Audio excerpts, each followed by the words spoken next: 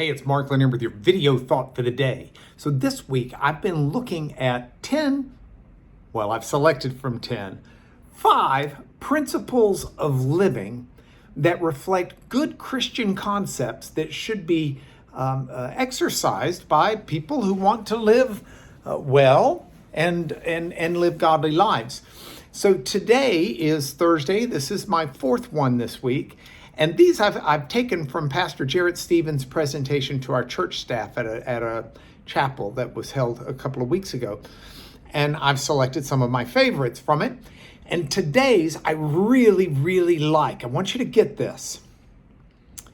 Lead by example. It's very easy for us in life to tell people what to do. But true valuable leadership comes from not wagging your finger at someone saying, do this or do that, but rather by living in an exemplary way, being an example to others, so that they see in you what's really involved in trying to live right. It's not simply telling people, it's the difference between preaching a sermon and living a sermon. You can say the words, but people will learn much better if they see the deeds, if you walk the walk, as people familiarly say, as opposed to just talk the talk. The example that I get from Scripture that I find very useful is one that was taught to me by a preacher way back when I was a young fella, but I remember it vividly. He drew the principle from a letter Paul wrote to the Ephesians in the 5th chapter. And Paul's actually talking to husbands here. And he told husbands, love your wives as Christ loved the church. Now, this was stunning to me to hear the imagery that this preacher set forth as he discussed this. The imagery involved the idea of the sun and the moon. And what the preacher said is, the sun sends out its light. And the moon's not an independent light source. It merely reflects the light of the sun. And in a very real sense, that's what Jesus said he was doing when he was on earth. He was reflecting God, the Father in heaven. Because if you've seen me, you've seen the Father. Because he was a reflection of who God, how God would be manifested in human form if God were human, which he's not. He's God. So in the same way, though, Christ became the source for how his people, the church, should behave.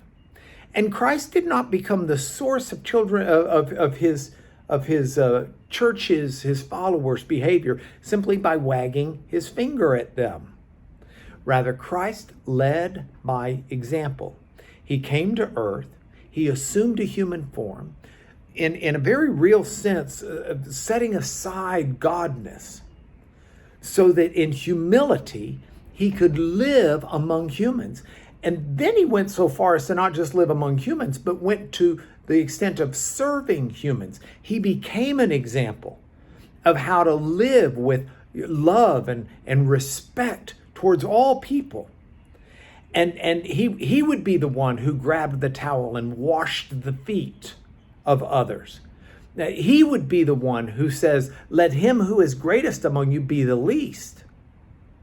He's the one who said, let me show you how to serve. Let me show you how to love. And in that way, he was the sun, and we who are his followers are the moon that reflect his character.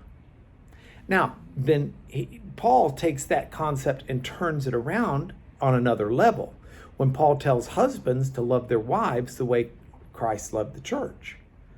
Paul's calling on husbands to lead by example, to find a place in their homes, not to demand that their wives show them respect, but rather to lay down a life of respect for their wives first and foremost, to show their wives love, not wait to be loved by the wives, It's a real challenge for men, but I take the challenge much further.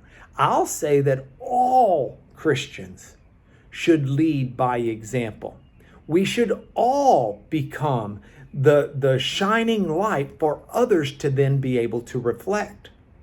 And so I need in my life, not just with my wife or with my kids or my kid-in-laws, my grandchildren, the people I work with, the people that are my friends' friends, my children's friends, everyone I come into contact with. I need to lead by example.